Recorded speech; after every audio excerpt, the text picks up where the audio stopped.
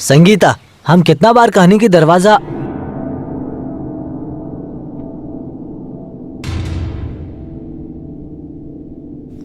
संगीता, संगीता, संगीता, संगीता, आँख खोला संगीता, संगीता, संगीता, ये क्या हो गया संगीता, संगीता, संगीता, उठ जा संगीता, उठ जा संगीता, संगीता, ही क्या हो गए संगीता।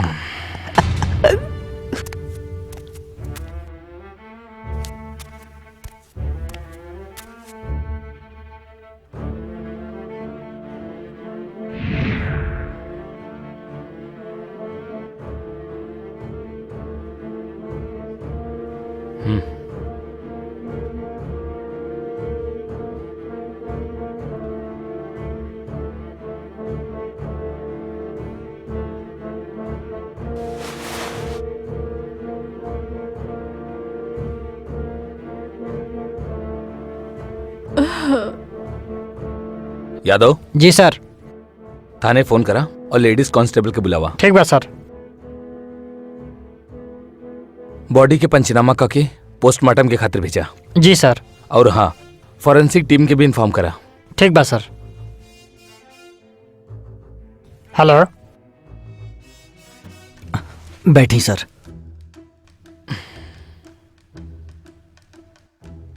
आप ही फोन कर ले रहनी? जी हम ही कॉल कर ले रहनी। आपके बारे? जी हम इनकर हस्बैंड बानी। ये हमारे पिताजी हाँ और ये हमारे माताजी। कैसे भैली सब? सर हमरा के कुछ नहीं क्या मालूम। मतलब का बतौहर? सर हम सुबह जॉगिंग खातिर अपन फ्रेंड विराट के साथे सुबह चल गए रहनी और जब हम वापस आईनी तो हम देखनी कि ये दरवाजा खुलल रहे। पहले हम संगीता पे नाराज भईनी, लेकिन जैसे हम अंदर आईनी और हम देखनी कि आप लोग तो घर पे रह लो की? हम लोग इनकरा साथ ना रहेनी। हम यहाँ 2-4 मकान छोड़ के पास में ही रहेनी। साथ काहे ना रह ले आप लोग? हमार बेटा और बहू तो एक साथ रह के चाहत रहे साहब। हम इनकर खुशी में शामिल हो गए नहीं और हमने एक्सेप्ट कर नहीं, पर क्या मालूम रहे साहब। आप लोगन के बयान दर्ज करावे खातिर पुलिस स्टेशन आवे की पड़ी।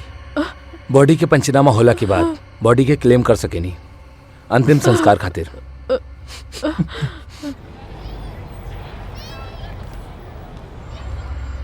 हरि प्रसाद जी, आप हमरा के यही बताई कि आपके बेटे के घर से आपके घर की दूरी कितना बा?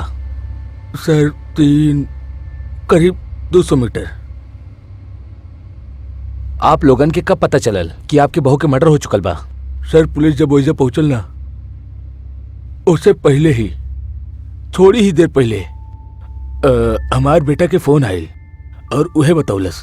अच्छा, आप हमरा के यही बताई कि आपके बहू से आपके रिलेशन कैसन रहल? सर अच्छा रिश्ता रहे। हम ओकरा से बहुत प्यार करत रहनी। का आपकी बहू आपसे प्यार करत रहे? ए बात से का फर्क पड़ेला सर? ता आप लोग अपना बहू और बेटा के साथ काहे ना रहत रहनी? सर आप तो समझ सके नहीं, आजकल के बच्चा लोग के इंडिपेंडेंट लाइफ कितना पसंद बा। हमार बहू के हमार साथ रहल पसंद ना रहे, यही से हम अलग रहत रहनी। तो कहीं ऐसा तो ना यही बात से नाराज हो कि आप लोग अपना बहू के जान से मार देले हो की? आप कैसन बात करता नहीं साहब? भला हम लोग काहे होकर मर्डर करब? सर वो हमार बेटा के पत्नी रहल। खैर, आप लोगन के बता देता नहीं कि जब भी हमने आपके कॉल करब तो आपके पुलिस स्टेशन आवे के हुई। जी जी नमस्कार।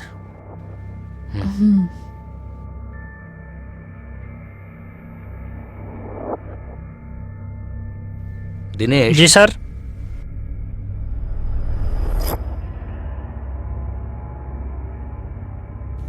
नमस्ते सर। आप बुलौले रहनी? आप हमरा के ही बताई, का आपके केहू पे शक बा या केहू से निजी दुश्मनी बा? ना सर, हमार केहू से कोनो दुश्मनी नहीं खे और ना ही कोनो पे शक। याद करके बताई, कि ऊ दिन या ओके कुछ दिन पहले आपके घर पे केहू आयल गल रहे? कोनो व्यक्ति संदिग्ध दिखल होके आपके? हाँ सर, वो दिन जब हम सवेरे जॉगिंग पे गए रहे तब हमें संगीता की कॉल आयल रहे।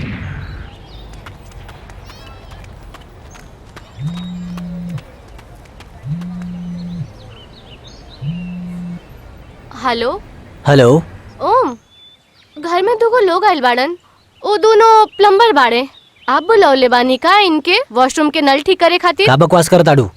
हम केहू प्लम्बर के ना बुलौले। का? तू लोगन के ज्यादा एंटरटेन मत करा। ठीक बा। दरवाजा बंद कर ला। सर, जरूर वो लोगन ही संगीता के मर्डर कैले बा। अब जे भी बा, आपके वाइफ के कातिल हमरा से बच ना पाई। हमने इन्वेस्टिगेशन चालू कर देले बानी। अब आप जा सके नहीं। और जब भी हम आपके कॉल करब, आपके पुलिस स्टेशन आवे के हुई। Please cooperate. शुक्रिया सर। साहब, हम वहां गए रहनी जरूर, पर हमनी कोनो खून न कैनी साहब। सच कहता नहीं। जब उनकर नल खराब न रहल और ना ही उ लोग बुलौले रहले, तब तू लोग वैजा करे का गइल रहला? सर, ओकर नल खराब रहे या ना ये हमने ना जाने ले, लेकिन हमने के वजह बुलावल गल रहे नल ठीक करे खातिर। ऊपर से वो मैडम, हम समझ नहीं ना, खुल के बोला। वो मैडम के बर्ताव बहुत अजीब रहे। कल का भेल रहे, हमरा डिटेल में बतावा। सर, जब काल हमने वजह गए रहे तब हाँ वही था। कहा तोरा अजीब बात रहे। हाँ, बहुत हाँ, करल जाओ यार। का कुछ नहीं के समझ में आयल। हाँ, वही था।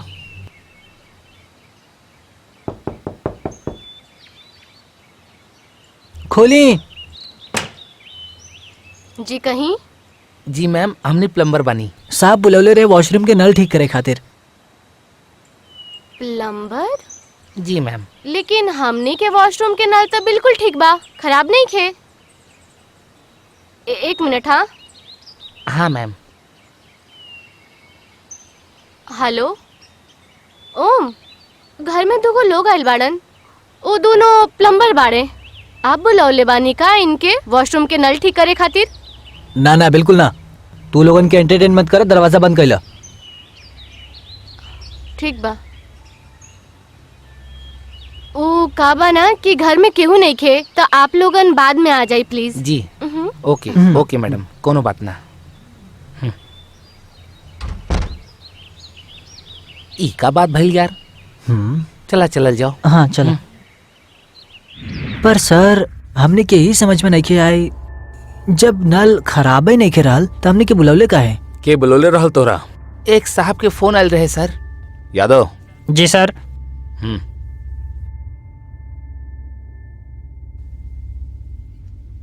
जी यह रहल साहब। हाँ ये रहे। ये फोन कर ले रहल तोरा? जी सर। जी सर। हाँ। खैर, अब तू लोग जा सकेला, लेकिन इस शहर छोड़े के भूल मत करिहा। हम जब चाहे तोरा के बुला सकेनी एजा बयान दर्ज करे के खातिर। जी सर। जी जी जी साहब। जी जी ठीक बा। जी साहब, चलता नहीं।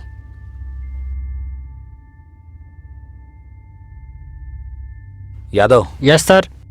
ओम के फोन लोकेशन निकाला ठीक बा सर। कि मर्डर के वक्त कहाँ रहल।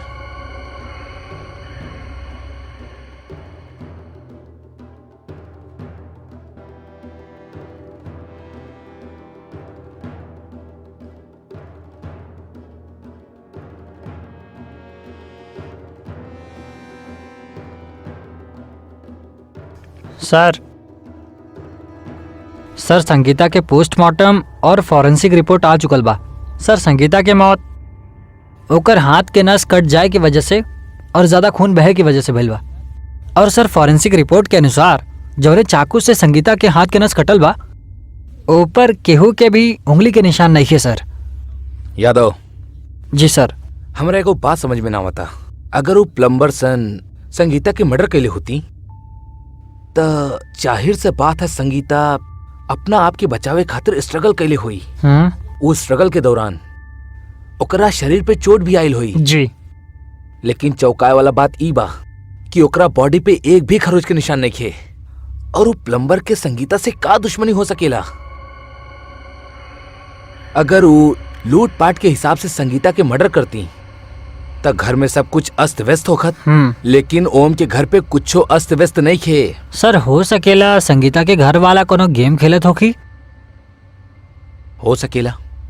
खैर तू हमरा के ई बतावा, ओम के दोस्त के का नाम रहे जकरा साथ जॉगिंग पे गल रहलू? विराट। विराट। एगो काम करा, ओकरा पुलिस स्टेशन लेके आवा। जी सर। विराट, हमरा के ई बतावा, कल ओम के साथे तू जॉगिंग पे गल रहला? जी सर, हमेशा के तरह काल भी हम ओम के साथ जॉगिंग पे गल रहे। कौन टाइम से कौन टाइम तक ओम के साथ रहला तू? सर काल हम 7 से 8 के बीच ओम के साथ रहे, फिर हम घर आयल गल रहे, मम्मी के हॉस्पिटल लेके जाके रहे, पर ओम जॉगिंग करत रहे। जॉगिंग करत वक्त ओम के वाइफ के फोन आयल रहल ओकरा लगे? हाँ सर, आयल तो रहे, पर वो बहुत चिल्ला चिल्ला के बात करत रहे। का बात करत रहल? सर वो कहत रहे कि हम कोनो प्लम्बर के ना बुलौनी, तू दरवाजा बंद कैला। कल तोरा के कुछ अजीब सा लगल हो कि ओम के बिहेवियर में कोनो तरह के कोनो बात? सर ऐसन तो कुछो नहीं लागल। याद करा, कुछ भी तो अजीब सा लगल हुई, कुछ अजीब सा बात भइल हुई। हाँ सर, एक बात हमरा के थोड़ा सा अजीब लागल। सर काल हमरा के जॉगिंग पे ना जाके रहे, काहे कि हमरा के मम्मी के हॉस्पिटल लेके जाके रहे, पर हमरा के ओम बार बार फोन करके फोर्स करत रहे कि जॉगिंग पे चला थोड़ा देर खातिर।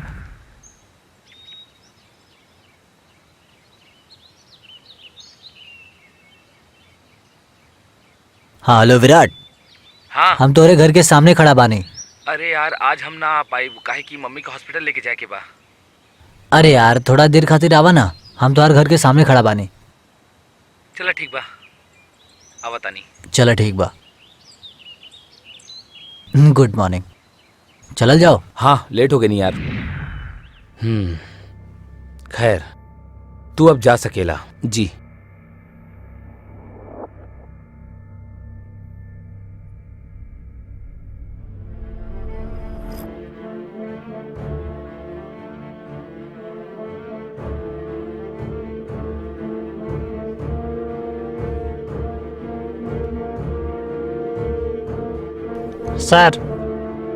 सर ओम के कॉल डिटेल्स आ चुकल बा। कॉल डिटेल्स में ऐसा कोनो नंबर नहीं है जेकरा पे हमने शक कर सकी। सर पोस्टमार्टम रिपोर्ट के अनुसार संगीता के मौत 8:30 से 9 के बीच भइल बा। और सर चौंकावे वाली बात ई बा कि जौना टाइम पे संगीता के मर्डर भइल बा ऊ टाइम पे ओम के फोन के लोकेशन ओकर घर के ही रहल।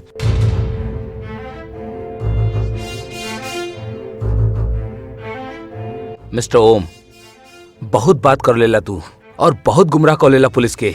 सच कहा, हमरा के सच बतावा। लेकिन सर हम तो कहानी ना, सच बोला।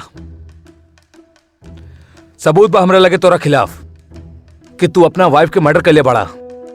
बतावा कैसे मर ले रहा अपना वाइफ के? हम सच कहता नहीं, हम भला अपन वाइफ के मर्डर काहे करब? पागल समझ ले बड़ा तू पुलिस के। यादव। जी सर। लेके जा, 3rd डिग्री दी है करा के। ठीक बा सर। सारा सच बता दी। ए चल।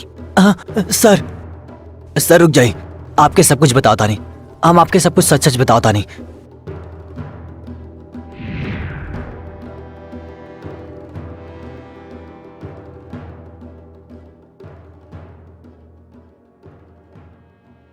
का करत बानी आप यहाँ पे? बहू हम आपके कितना बार कहले बानी कि आपके जो भी चाहिए एक बीरी हमरा के कह देवल करी। देखी पूरा किचन गंदा कर देनी आप। एक काम करी, अब जाइए यहाँ से बाहर जाके बैठी। आपके जे भी चाहिए हम लेके आवत बानी।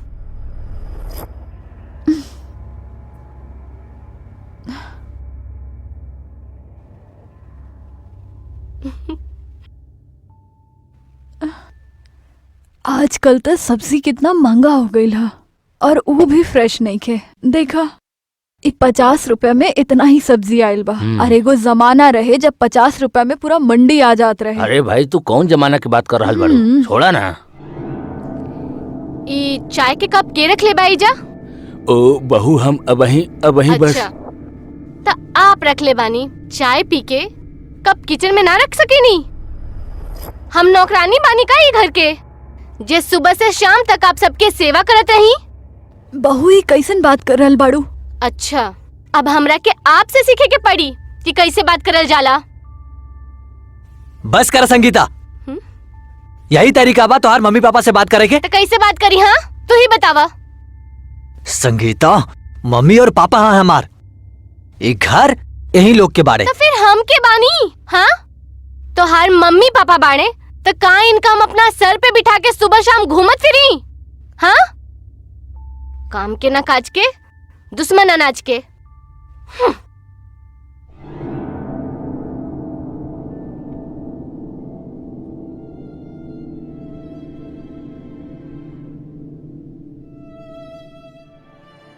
मम्मी पापा, संगीता के तरफ से हम दोनों जने से माफी मांगता नहीं। अरे ना बेटा, ये सब बोले की जरूरत नहीं खे। वो हमार बच्ची बा, छोटी बा, नादान बा, समझ जाई। हमनी के होकर बात के बुरा ना लागेला। तू ऑफिस जा बेटा, कोनो बात नहीं है। लेकिन तू पापा, लेट हो रहल बाड़ा बेटा, तू तैयार होके ऑफिस जा बस, कोनो बात नहीं है। हम ओकर बात के बुरा नहीं खे मान। हाँ जा बेटा तू ऑफिस जा। चल हम चला तानी। ठीक बा बेटा। प्रणाम। हाँ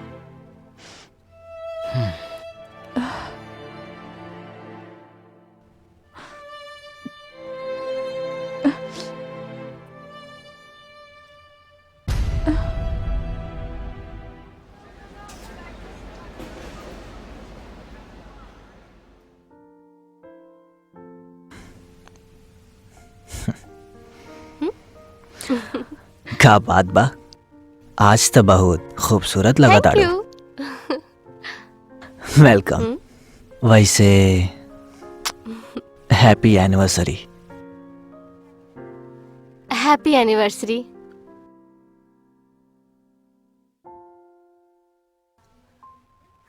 हमार गिफ्ट तोहरा का चाहिए? जो हम मांगब वो हमरा के दे देबा। तू मांग के तो देखा। हमरा के हमारी घर में तोहार मम्मी पापा ना चाहिए। संगीता, का संगीता? हाँ तू ही कहला है ना कि मांग के देखा, तो हम मांग लेनी, तब दी। देखो संगीता, वो हमार मम्मी पापा बाड़न, कोनो सामान नहीं खे जो तोरा खुशी खातिर वो लोगन के बाहर फेंक दी। और एक बात कान खोल के सुन ला, अगर आज के बाद हमार माँ बाप के खिलाफ एक भी शब्द बोल लू ना, तो हमसे बुरा क्यों ना होई।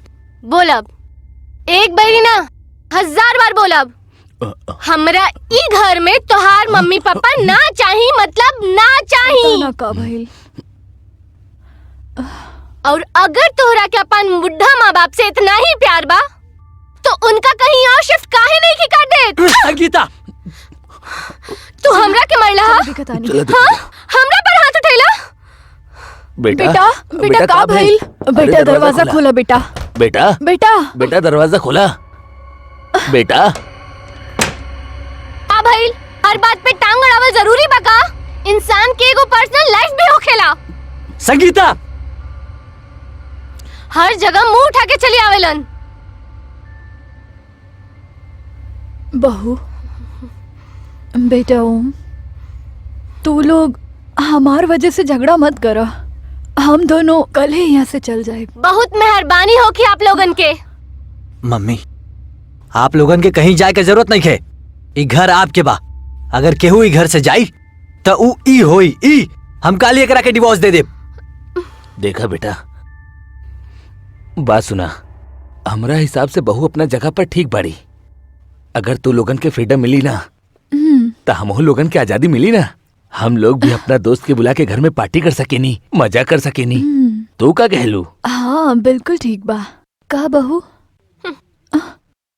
लेकिन पापा, बेटा तू तो आज ही हमरा खातिर एगो छोटा सा घर ढूंढ दो। बिल्कुल। बात के समझे के कोशिश करा, ठीक बा?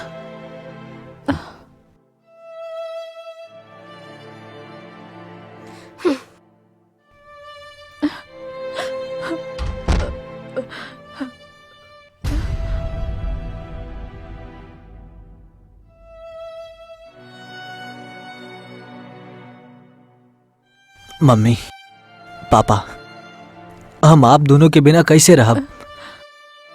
अरे बेटा, हम कौन सा बहुत दूर बानी, 10 कदम पे तो हमार घर बा। जब तहार मन करे चल अइहा। और जब हम दोनों के मन करी तो हम दोनों तू लोगन से मिले चलाई, और जब तुहार मन करी तो हमार घर के दरवाजा तू लोगन के खातिर हमेशा खुलल रही बेटा। लेकिन पापा, कभी भी आपके कोनो भी चीज की जरूरत होई तो हमका बिंदास कॉल कर दिया। और हाँ, वो काम वाले से बात हो गई बा तो वो कॉल से आ जाई। ठीक बा बेटा, चल अब चलल जाए।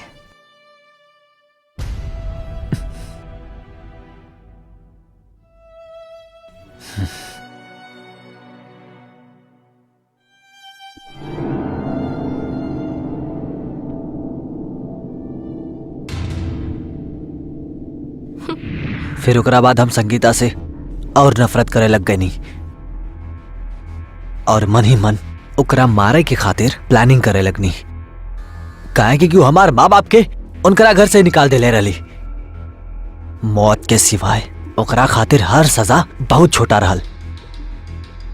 यहीं से हम ओकरा मारे खातिर एक दिन चुननी और प्लम्बर्स के खुदे बुलौनी, ताकि आप लोगन के शक उ लोगन पर चल जाए।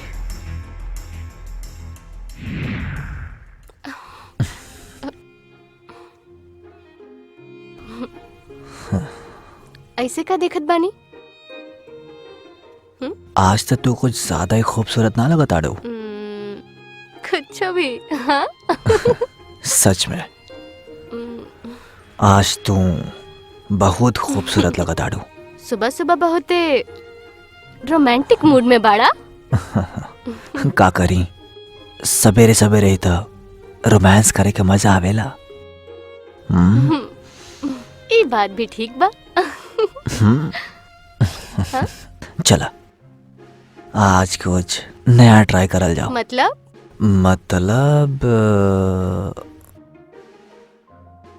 मतलब ई, तू पहले बैठ जाए जा, अच्छे से बैठ जा। बैठ जाना ठीक से।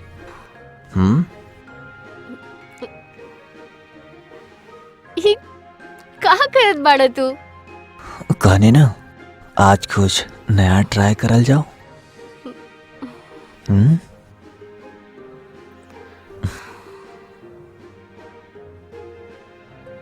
बस 2 मिनट रुकिए। कहाँ जात बाड़ा? अबे आवता नहीं।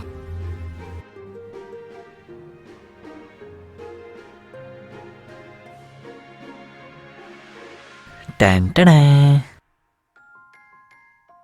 ये कहा? कले रहनी ना, आज कुछ नया ट्राई करल जाओ।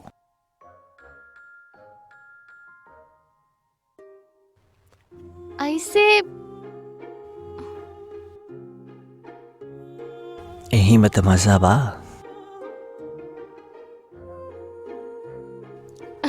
आप ही का करतानी?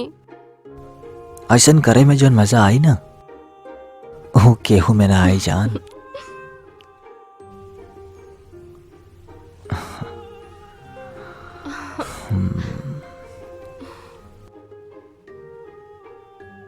तू अपन आंख बंद करा।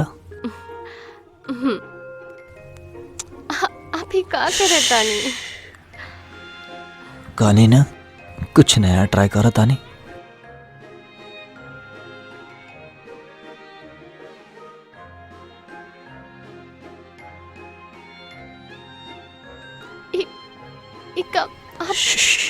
कहनी ना, चुप रहा।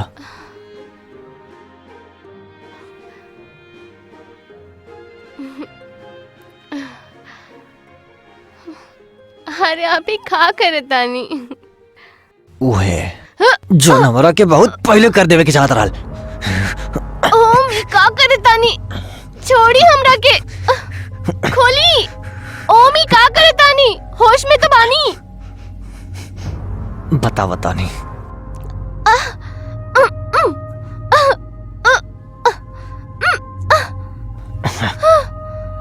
तू हमार माँ बाप के खून के आंसू रोले रहले ना, वो लोगन के हमार लाइफ से जाए खातिर मजबूर कैले रहले ना। का कहत बानी आप? आज हम सबके बदला लेब। ई का करत बानी आप? ओम!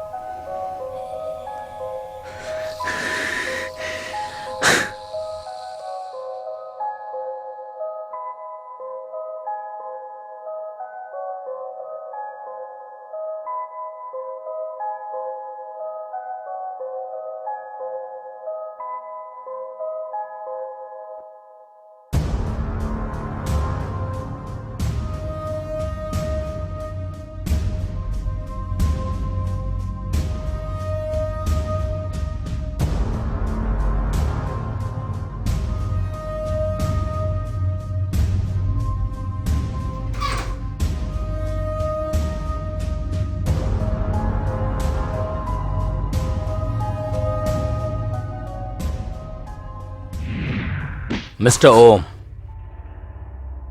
जब तोहर पत्नी से तोहर पटत न रहे तो अपन पत्नी के तलाक देकर छोड़ भी सकत रहला, लेकिन तू गुस्सा में आके जुर्म के रास्ता चुनला। तू का समझता रहा तू केहू के भी मर्डर करके साफ बच जाइबा और ऐसे तोहरा माँ बाप के खुशी मिली। अब सारा जिंदगी जेल में कटिया। यादव, ले जी जाए सर, करा के। ठीक बा सर। चल रे चल।